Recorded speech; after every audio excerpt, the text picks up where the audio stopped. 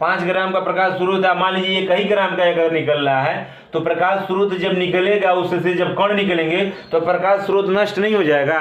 सबसे बड़ा ड्रॉबैक तो इनका यही रहा, सबसे बड़ा जो ड्रॉबैक होने का रीजन रहा यही रहा कि अगर कण निकलता है मेरे भाई, अब कण निकलेगा तो प्रकाश स्रोत का अपना कुछ द्रव्यमान होगा, धीरे धीरे उसका द्रव्यमान कम होगा कि नहीं कम होगा, कम होगा।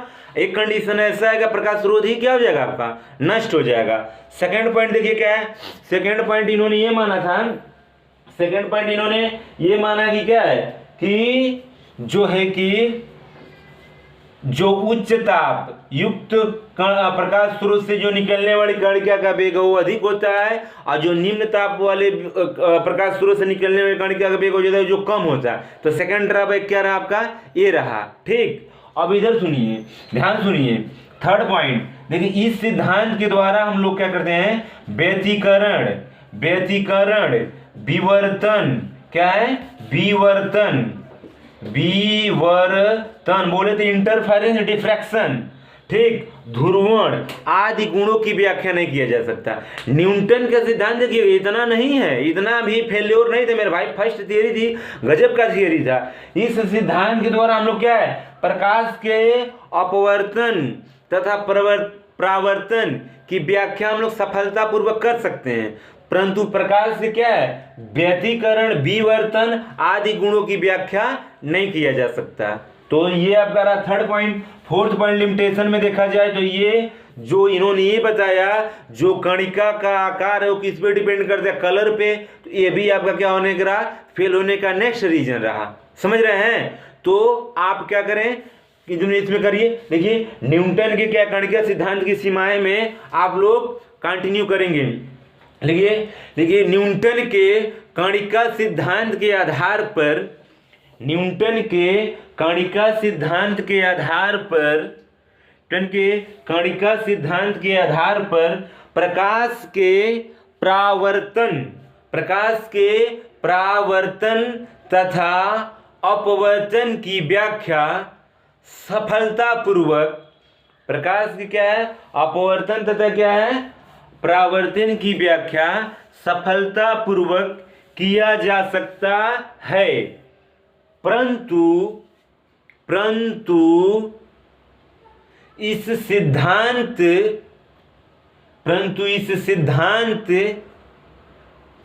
की कुछ सीमाएं निम्न हैं, परंतु क्या इस सिद्धांत की क्या है, कुछ सीमाएं क्या है, निम्न हैं। पहला पॉइंट लिखिए, पहला पॉइंट आप करेंगे, पहला पॉइंट देखिए क्या है, लिखिए अब यही रहेगा क्या कि यदि किसी प्रकाश स्रोत से क्या है असंख्य कणिकाएं निकलेंगी तो धीरे धीरे धीरे वह प्रकाश ही क्या हो जाएगा, नष्ट हो जाएगा। पहला पॉइंट लिखिए, यदि किसी प्रकाश स्रोत से असंख्य कणिकाएं निकलती हैं तो क्या है, यदि किसी क्या प्रकाश स्रोत से असंख्य कणिकाएं निकलेंगी तो, यदि किसी प्रकाश स्रोत से क्या है असंख्य कणिकाएं निकलेंगे तो कुछ समय के पश्चात वह प्रकाश स्रोत ही नष्ट हो जाएगा, वह प्रकाश स्रोत ही क्या है, नष्ट हो जाएगा। फर्स्ट पॉइंट इस थियरी का सबसे बड़ा ड्रॉबैक यही रहा।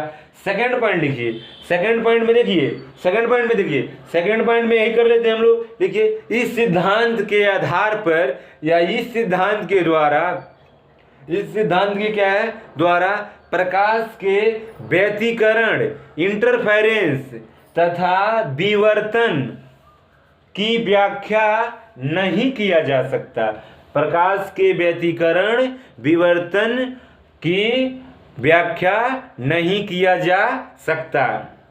ठीक भैया, ये भी है। और देखो भाई एक चीज और, कुछ लोग कर रहे हैं कि अंग्रेजी और हिंदी दोनों में बोलने के लिए, अगर केमिस्ट्री का सब्जेक्ट रहता तो मैं बोल भी देता।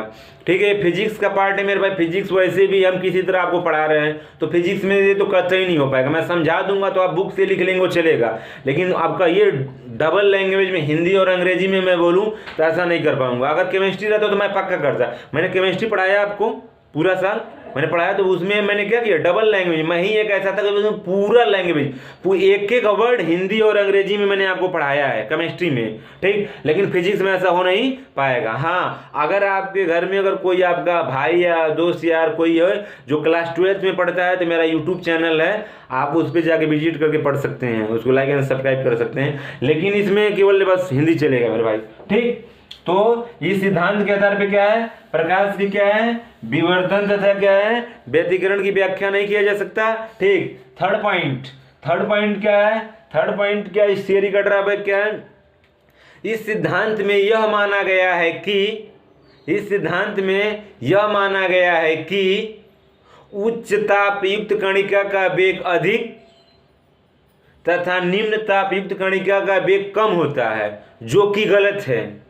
जो कि क्या है, गलत है, जो कि गलत है, ठीक। ये भी कर लीजिए, ठीक, जो कि गलत है। फिर नेक्स्ट आप करना चाहते हैं तो कर ही सकते हैं कि जो कणिकाओं का आकार होता है वो रंग पे निर्भर करता है, ये भी गलत है। कणिकाओं का आकार क्या है, इन्होंने बताया था किस पे, रंग पे निर्भर करता है, जो कि ये भी क्या आपका फुल्ली रंग है, बराबर। तो ये दो थियरियां, दोनों लिमिटेशन थे, खत्म हो गया। ये न्यूटन की फर्स्ट थियरी थी। न्यूटन को हम लोग फादर ऑफ फिजिक्स कहते हैं मेरे भाई, हर क्षेत्र में इन्होंने डिस्कवरी किया है। तो प्रकाश के क्षेत्र में इनका भी क्या था, गजब की थियरी, उस टाइम का फर्स्ट थियरी था, बहुत अच्छा थियरी थी ये। इस टाइम तो लग रहा है ना बकवास थियरी है, लेकिन जिस टाइम इसकी डिस्कवरी हुआ था उस टाइम इसकी बहुत वैल्यू था, ठीक। तो हाइगेंस के थियरी के बाद, अब सॉरी न्यूटन के थियरी के बाद जो सेकंड सिद्धांत आया वो आया क्या है, हाइगेंस का क्या है, तरंग सिद्धांत। हाइगेंस का क्या है, तरंग सिद्धांत। तो हम लोग करते हैं नेक्स्ट, हम लोग नेक्स्ट करते हैं हाइगेंस क्या है, हाइगेंस, हाइगेंस का क्या है, तरंग सिद्धांत। हाइगेंस का तरंग सिद्धांत, हाइगेंस वेव थ्योरी।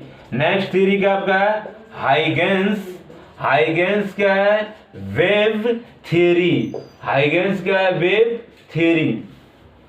तो ये सेकंड थ्योरी है।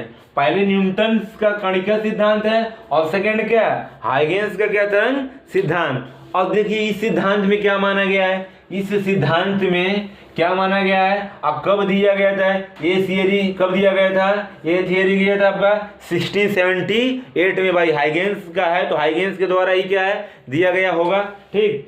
देखिए और इसके मुख्य बिंदु ये है, इन्होंने ये माना था कि, देखिए इन्होंने ये माना क्या है, अभी पहले इंट्रोडक्शन कर लो फिर तब लिखते हैं, क्योंकि ऑनलाइन क्लास है भैया, इस पर भी तो ये लिखिए इस सिद्धांत का प्रतिपादन, इस सिद्धांत का प्रतिपादन सन 1678 में, मीन्स सन क्या है 1678, सन 1678 में हाइगेंस द्वारा किया गया था। सन 1678 में क्या है, हाइगेंस द्वारा किया गया था, ठीक।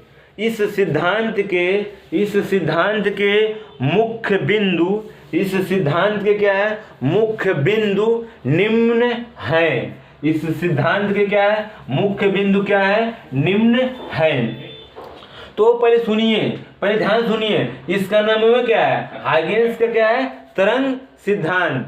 तो हाइगेंस का तरंग सिद्धांत क्या है, इसका मतलब क्या है, हाइगेंस ने ये माना कि प्रत्येक प्रकाश स्रोत से, देखिए जो सोर्स है, सोर्स से जो प्रकाश है वो किस रूप में चलता है, तरंग के रूप में चलता है। हाइगेंस ने क्या बताया कि प्रत्येक प्रकाश